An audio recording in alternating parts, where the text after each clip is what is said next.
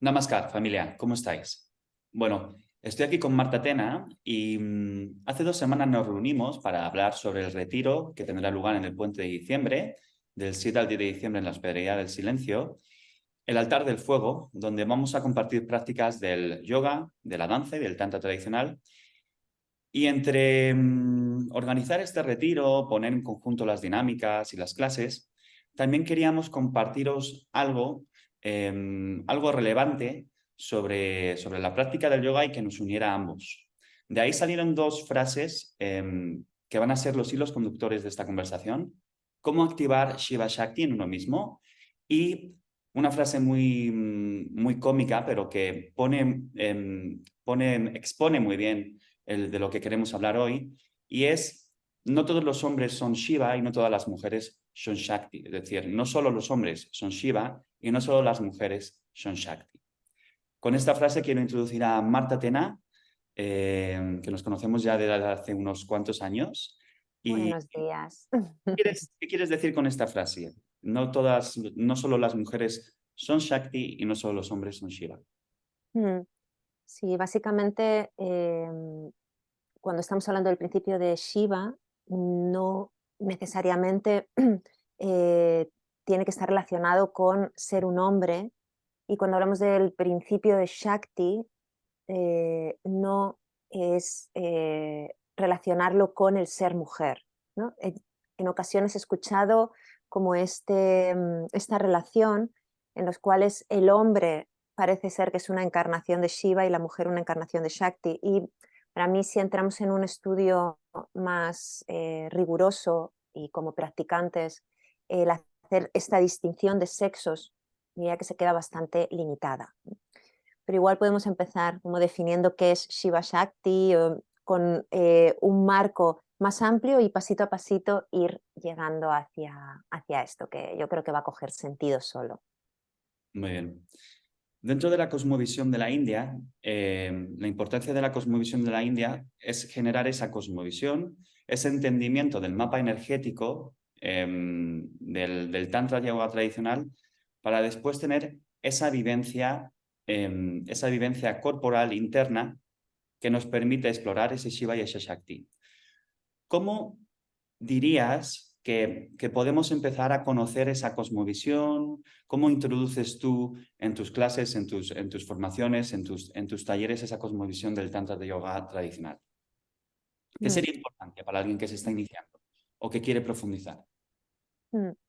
Yo creo que es importante partir, como decías, de que todo este estudio, o cuando hablamos de conceptos o explicamos a través de las enseñanzas diferentes conceptos cosmogónicos, eh, no es un conocimiento en sí de datos, sino algo que busca el autoconocimiento, ¿no? Que llevarlo a la práctica, hacerlo vivo y encontrarnos a través de una experiencia con esos principios, ¿no? Incluso podríamos tener esa experiencia directa sin conocer nada de estos principios, vamos a decir, a un nivel más intelectual.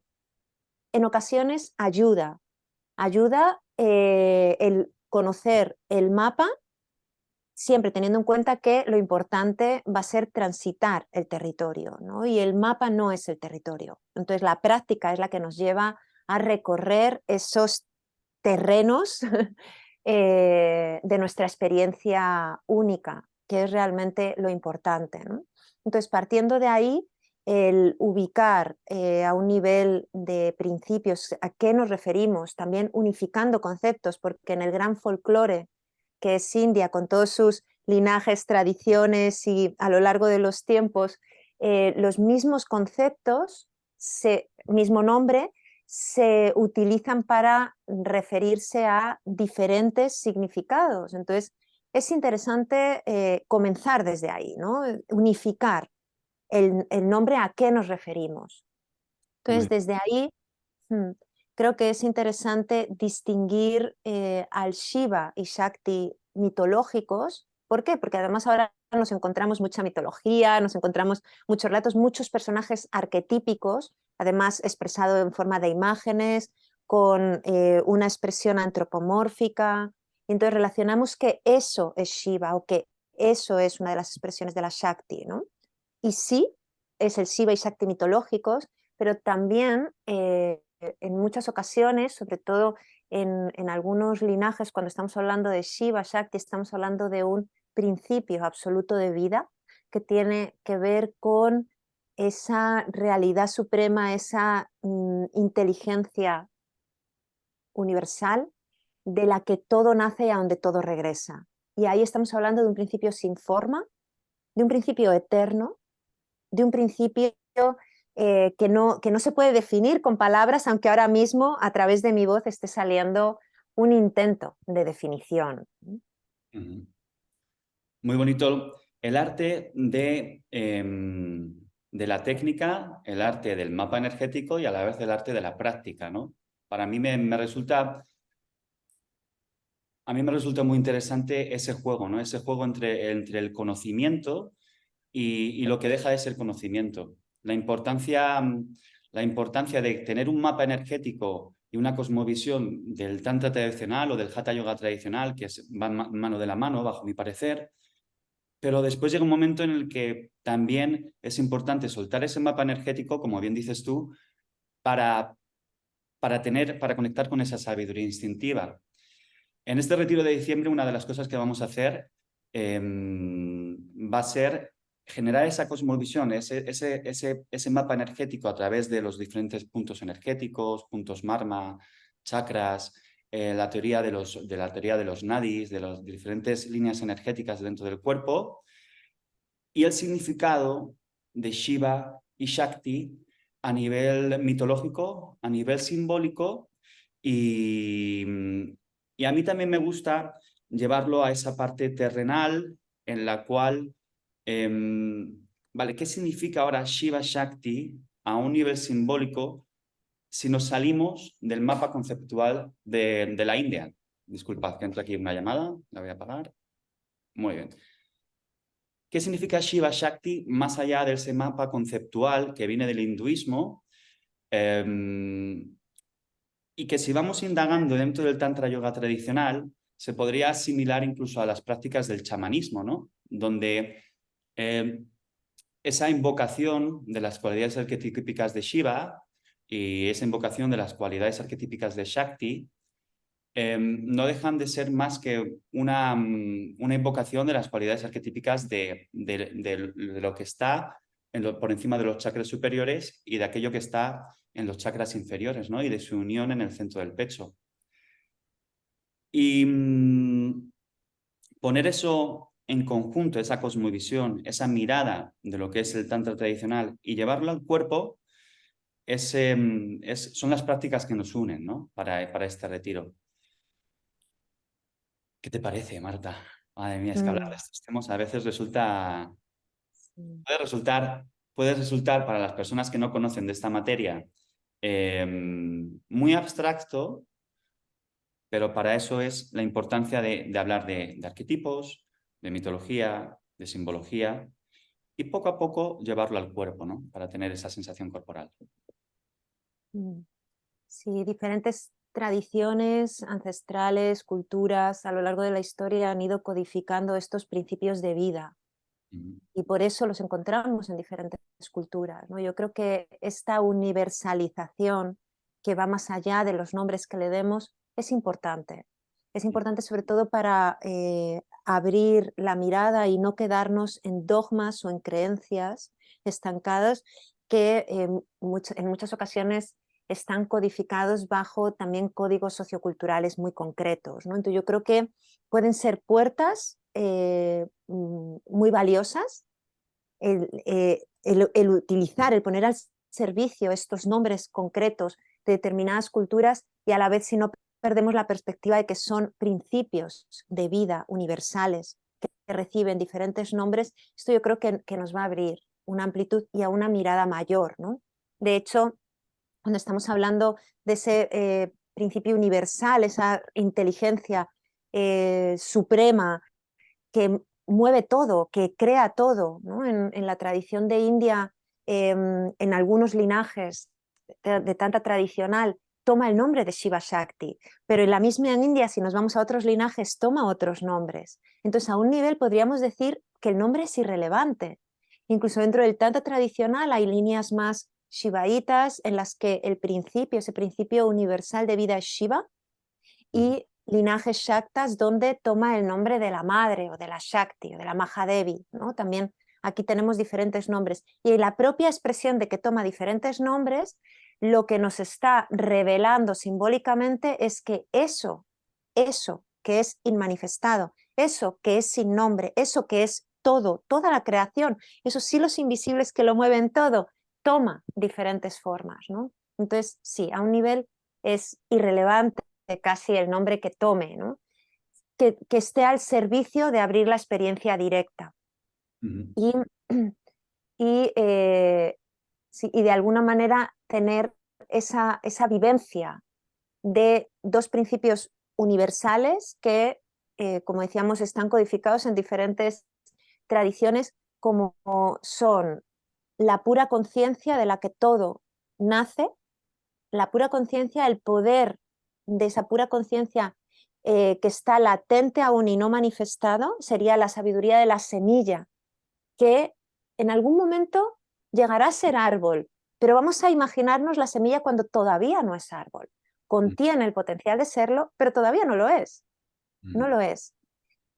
La acción, el poder creativo de la semilla que germina, que rompe esa latencia y que se expresa en una plantita, en un árbol, ese es el poder de la Shakti. Se dice a un nivel de cosmología que cuando Shiva Shakti, ese principio universal de vida, reside en latencia, ¿no? Como en ese potencial de ser todo, pero que todavía no es nada, que se representa en forma de Shiva Shakti.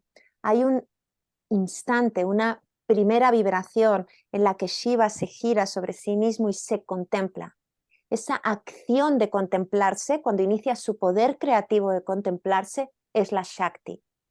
O también se dice que la Shakti es el rostro de Shiva. ¿Por qué? Porque ve el mundo, contempla el mundo, se mueve en el mundo a través de ella. Otras simbologías, el fuego y el calor o el propio poder de transformación del fuego. El fuego es Shiva. No se puede diferenciar, no se puede distinguir de todo ese poder transformador, del calor del humo, que es la acción en movimiento del poder del fuego. Entonces, estamos hablando de principios que son indisolubles, que están en una unión, pero que conceptualmente los diferenciamos para poner atención. Es una cuestión más conceptual y simbólica, ¿no? O el bailarín y la danza, ¿no? Y aquí ya dejo ejemplos tradicionales. La danza es la Shakti. Toda la expresión del mundo es la danza de Shiva Shakti.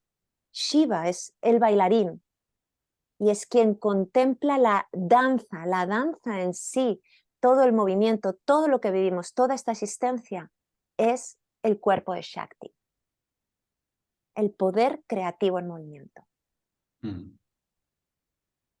Me voy a unir a la conversación con dos conceptos de los que has hablado.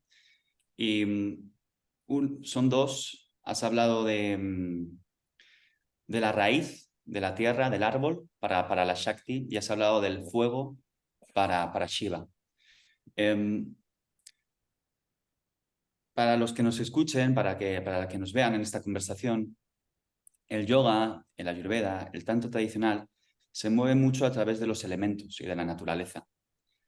Me gusta cómo has hilado la Shakti con la raíz, con la materia, con la tierra, con aquello que viene desde el interior de la tierra. Los chamanes lo llamarían la Pachamama, ¿no? La madre tierra. Y en todo esto de la espiritualidad y de la sabiduría oriental existen muchas teorías, y al final cada uno hacemos la nuestra. A mí me gusta, para activar ese Shiva Shakti en uno mismo, es observar como si Shakti a nivel corporal, dentro del cuerpo, de la balsa que es el cuerpo, perteneciese o se activase de abajo hacia arriba. Es decir, tenemos una flauta que es nuestro cuerpo, más allá de los límites que son más amplios de nuestro cuerpo, tenemos una flauta y esa flauta tiene unos puntos energéticos, puntos magma superiores y tiene unos puntos magma inferiores.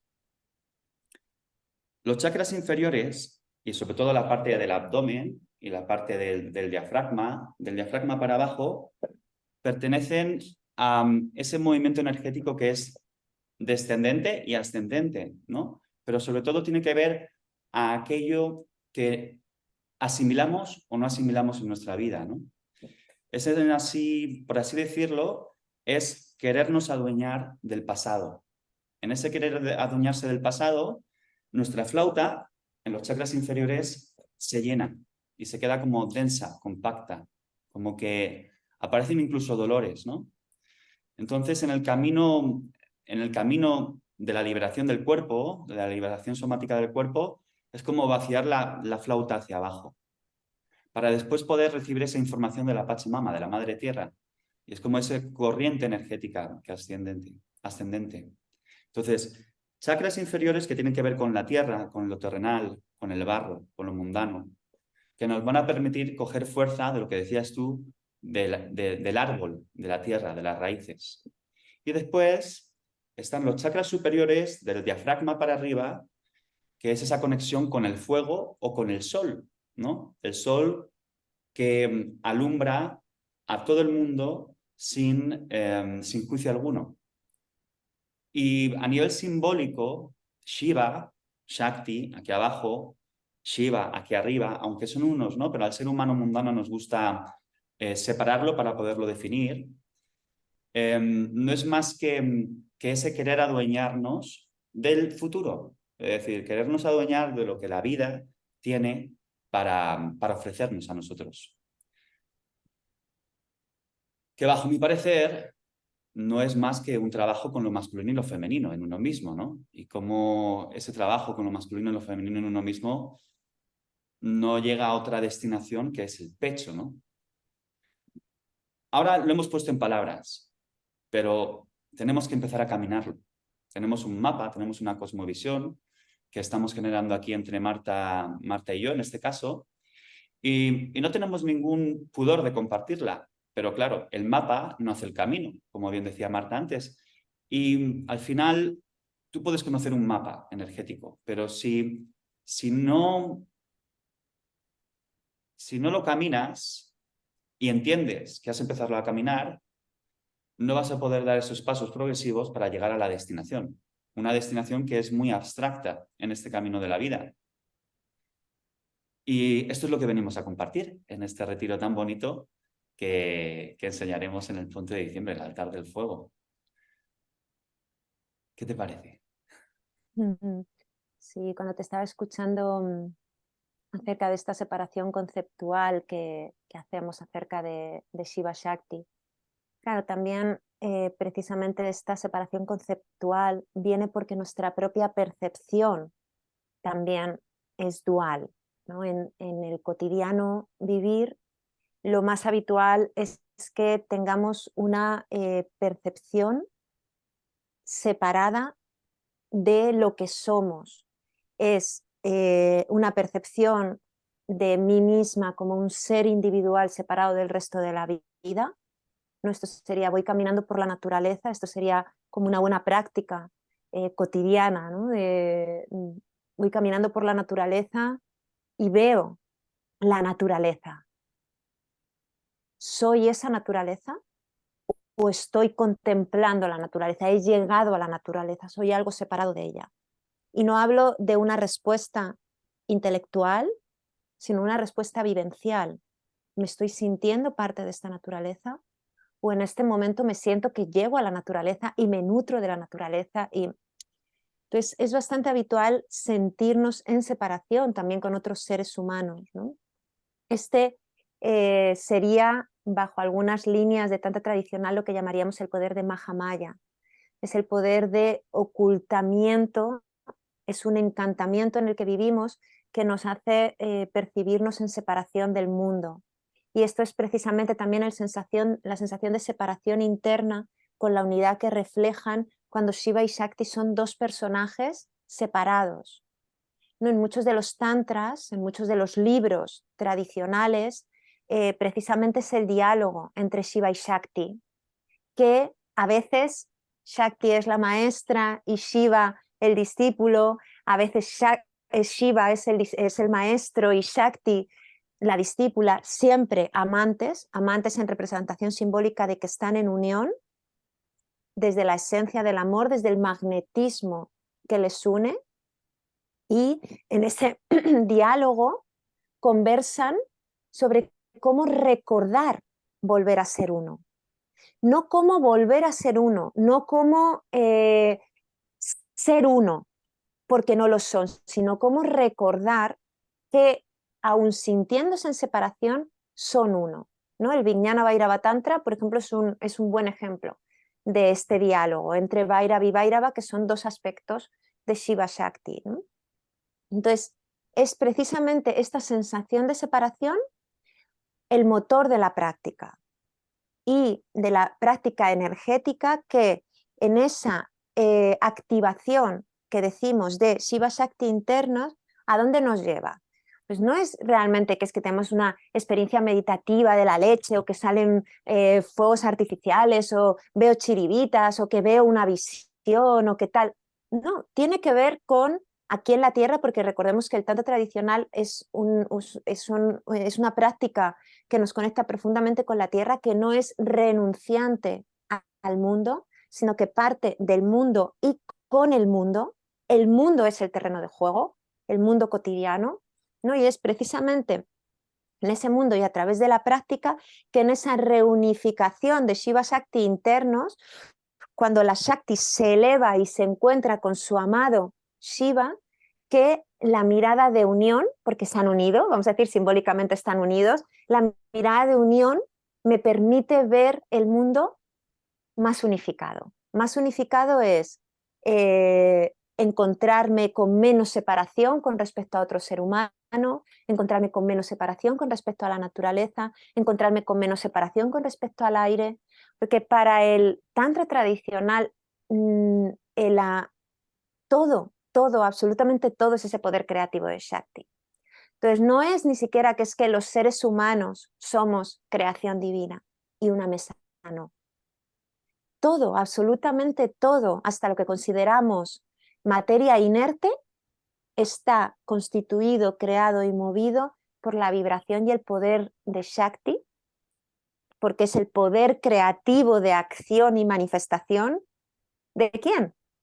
De Shiva, que la impulsa sutilmente a través de su pura conciencia y lo contempla. A mí a un nivel muy, muy práctico de mi cuerpo, me ayuda profundamente sentir mi cuerpo en movimiento como el poder de Shakti, porque es ese poder manifestado en acción, ese poder creativo, la creatividad y la mirada interna, activar la capacidad de atestiguar lo que aquí en mí sucede, como Shiva, y hay un momento en el que eso que identifico como mi mirada que contempla y mi cuerpo en acción y todo lo que sucede se unifican. Esa unificación sería otro ejemplo práctico, vivencial, de la reunificación o activación de Shiva Shakti internos, de la alquimia.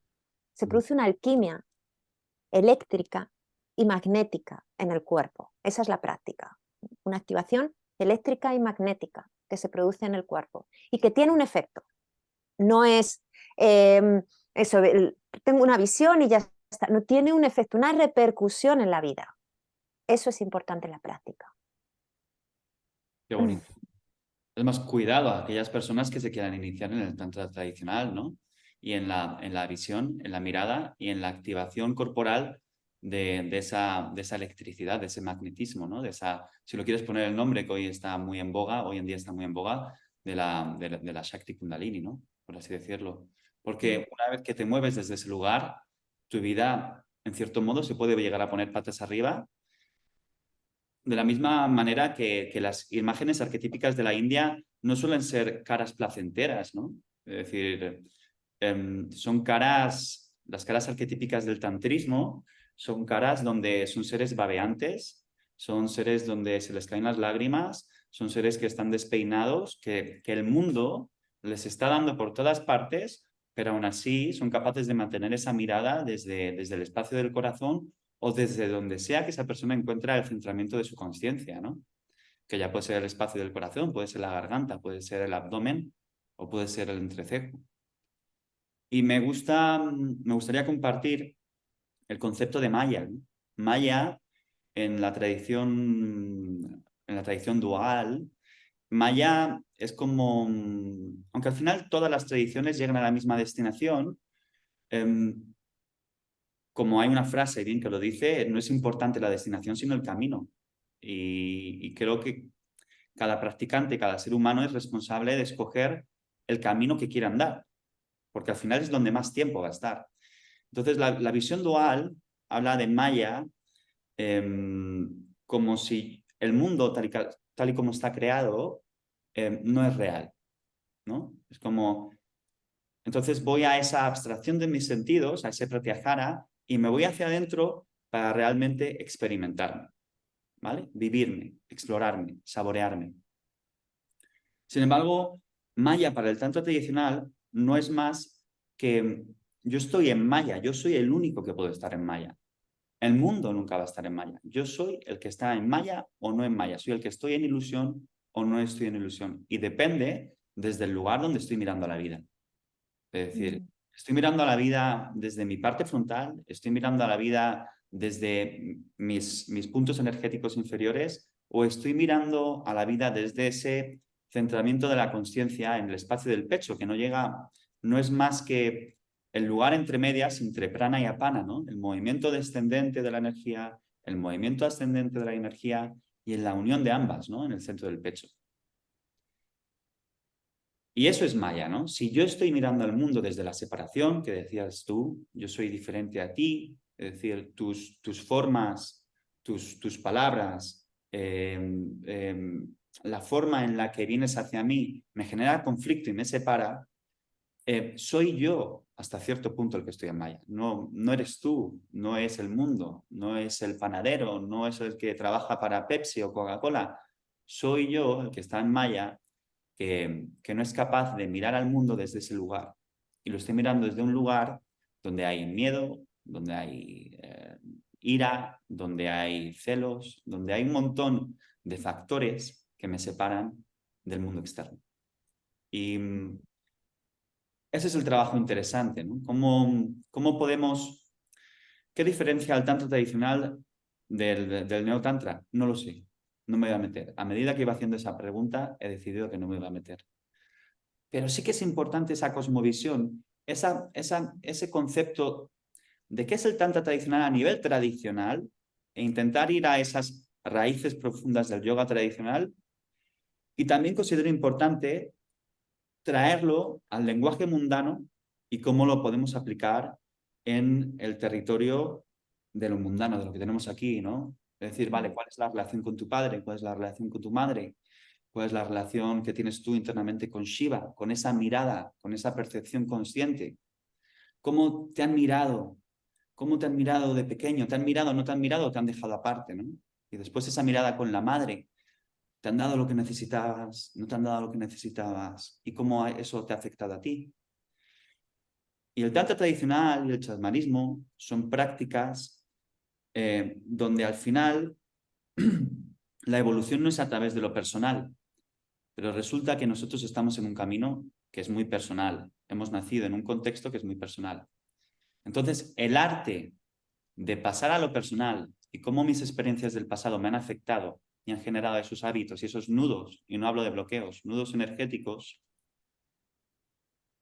y cómo desanudarme para poco a poco integrar ese padre en mí, es como olvidar a mi padre y que mi padre sea yo, olvidar a mi madre, en cierto modo, entre comillas, señoras y señores, e integrar esa madre en mí y después hacia afuera adorar a ese Padre Sol y a esa Madre Tierra en esa adoración, que no llega a ser, no es más que otra cosa que el camino del Hatha Yoga tradicional, que más adelante pasa a ser el camino del Tantra tradicional, en esa negociación que parece muy abstracta y muy global, pero es la que es, al menos mi camino, está el arte, ¿no? de desanudar el cuerpo y sentirnos más plenos y más cómodos en nuestro cuerpo en el momento presente, con lo que hay, con lo que estamos viviendo. Entonces esa mirada, como dices bien tú, y eso lo aprendí de ti, esa mirada de belleza ante la vida, esa mirada de belleza, desde dónde estás mirando, es lo que estaremos practicando, creo, intuyo, en el retiro de diciembre, en el ponte de diciembre, el altar del fuego. Y estoy súper contento de estar organizando este retiro contigo, Marta, Mm, conjuntamente, y utilizar tanto tu fuerza como la mía para disfrutar, para jugar y para ofrecer un espacio cuidado, bonito, que permita a los que vengáis a este retiro navegar este mapa conceptual, este mapa físico, este mapa energético y vivenciarlo en sus propias carnes. mm. Sí, bueno, para mí también es una alegría muy, muy grande. Y a coger el hilo de la mirada de belleza, ¿no? Y así de alguna manera traer este rezo también para el encuentro que vamos a tener en diciembre. Porque según me hablabas de la mirada de belleza, que es algo que es verdad que sale mucho por mis labios y quizá también porque es mi propio rezo como practicante, ¿no? Recordaba la imagen simbólica dentro del simbolismo de la Lita Tripura Sundari, que es uno de los aspectos de la Shakti. Y la Lita Tripura Sundari, que significa literalmente la belleza de los tres mundos, cuando ella entra en unión con Shiva, entran en unión sexual, del néctar de su unión, esto sucede cogiendo los centros energéticos dentro de lo que es el mapa del cuerpo humano, sucede en los centros superiores, en lo que va más allá de lo terrenal. Entonces, cuando evolutivamente se ha ido abriendo espacio en todo ese encuentro, en esa alquimia, y Shiva, Shakti se encuentran en la forma de Shiva con la Lita Tripura Sundari, del néctar que desciende de su unión, hay un movimiento ascendente y otro descendente. En eso que desciende, su néctar abre la mirada de belleza. Y yo diría que esto distingue al Tantra tradicional de otras filosofías, de otros linajes, de otras tradiciones.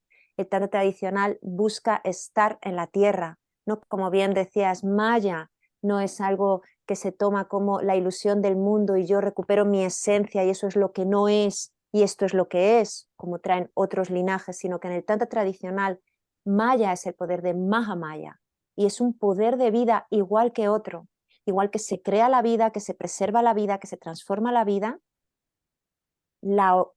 oculta su propia naturaleza y la revela. Son los 5 poderes. Mm. Y ese poder de ocultamiento, ese encantamiento es parte del juego y lo que como practicantes tomamos no como un castigo, sino como parte de este juego, evolutivamente. Y ponemos todo al servicio.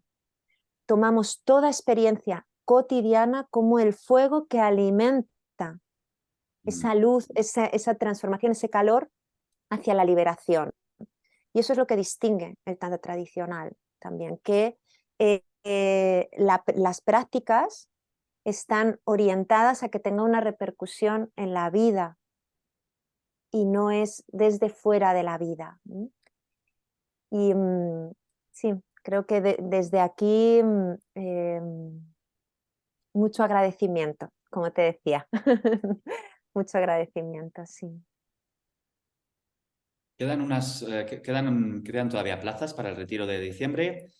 Vamos a realizar esto de vaciarnos por dentro, ¿vale? Para poder llenarnos de otras cosas.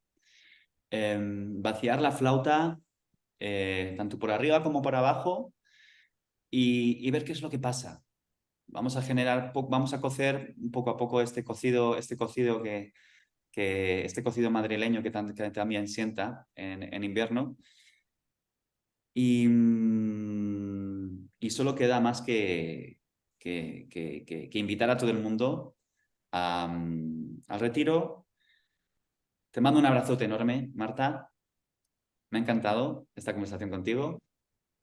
Gracias a Estoy todos muy bien los en oídos Valencia, que nos escuchan. estoy muy bien en Valencia, ahí en la montaña y en el mar, y me alegro de estar charlando contigo después de tanto tiempo. Un Un besazo, placer mutuo. hermosa. Buen día.